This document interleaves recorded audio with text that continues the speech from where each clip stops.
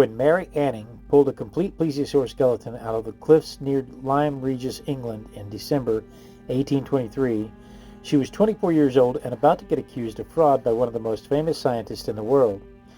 Georges Cuvier took one look at her discovery and said, "Nope, that's a fake. There's no way an animal like that ever existed." And this wasn't their first dinosaur fossil they'd ever seen. This wasn't even the weirdest looking dinosaur they'd ever discovered. There's something about this sleek, pointy, fully aquatic reptile with 4 flipper fins just broke their brains. Plesiosaurs first showed up in the fossil record about 203 million years ago and made it all the way to 66 million years ago when the asteroid took them out. That's 137 million years of ruling ancient oceans, and we found over 1,000 individual specimens. Compare that to Spinosaurus with only 6 specimens, or Brachiosaurus with just 12.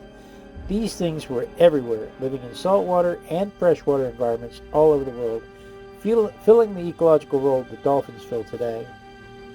Their necks are where things get bizarre. Early plesiosaurs had between 38 and 42 vertebrae in their necks. By the end of the Cretaceous, some species like Elasmosaurus were packing 72 vertebrae into those necks. Now, humans and most mammals have 7. Giraffes even have 7. Dolphins have 7. But these ocean reptiles had up to 72. And despite looking super snake-like, the vertebrae had interlocking projections that made their necks incredibly stiff. They couldn't whip their heads around to catch prey like you'd think. Instead, they probably just ambushed fish by keeping their necks straight and using them more like rudders. In 2022, scientists found 12 plesiosaurs in a 100 million-year-old riverbed in Morocco, and it changed everything we thought we knew about where these animals could live. These weren't just bodies that washed into a river and died. There were adults and babies and teeth scattered around, and all the evidence showing these plesiosaurs actually lived in that freshwater river system. It's exactly like how you would have ocean dolphins and Amazon River dolphins today. Most plesiosaurs were ocean-going, but over 137 million years, some species had figured out how to make freshwater work.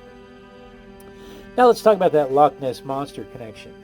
In 1934, someone tied a plastic and wooden head to a toy submarine, floated it out into the lake, and took some photographs, and created one of the most famous hoaxes in history. The faker confessed in 1998, showed everyone the undoctored photos, explained exactly how he did it. And you know what happened? Some die-hard believers decided his confession was the real hoax.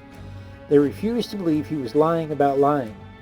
Meanwhile, scientists did a DNA survey of Loch Ness in 2018 and collected over 200 water samples, detected DNA from 500 million individual organisms and 3,000 different species, and found absolutely nothing out of the ordinary.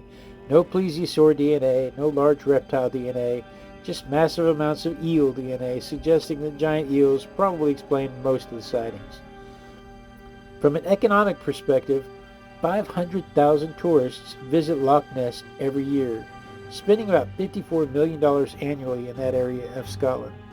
The Duke of Buckingham paid Mary Anning 150 guineas back in 1824, which is about $18,000 in today's money for her plesiosaur fossil. But that was for an actual specimen. Scotland makes $54 million a year off a creature that definitely doesn't exist, that we know went extinct 66 million years ago, based largely on a hoax someone admitted to in 1998. And back to Cuvier. Cuvier eventually did recant his fraud accusation and gave Mary Anning full credit for her discovery, even though she was only 24 and a woman in 1823. The plesiosaur was real, Nessie isn't, but both of them changed history in their own weird ways.